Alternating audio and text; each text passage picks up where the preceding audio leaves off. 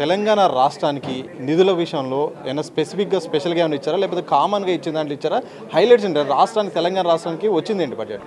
తెలంగాణ రాష్ట్రానికి స్పెషల్లీ ఏమి ఇవ్వలేదు.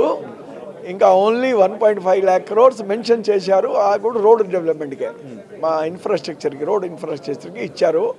ఇంకా పూరా మొత్తం ఇండియా స్టేట్స్కు ఏమేమి ఇచ్చారు వాళ్ళు తెలంగాణకి కూడా ఇచ్చారు. బట్ స్పెషల్లీ ఏం మెన్షన్ చేయలేదు ఈ బడ్జెట్లో.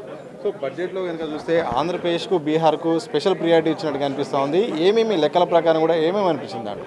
వాళ్ళకి బీహార్కి స్పెషల్లీ 26,000 crores ఇచ్చారు హైవేస్కి.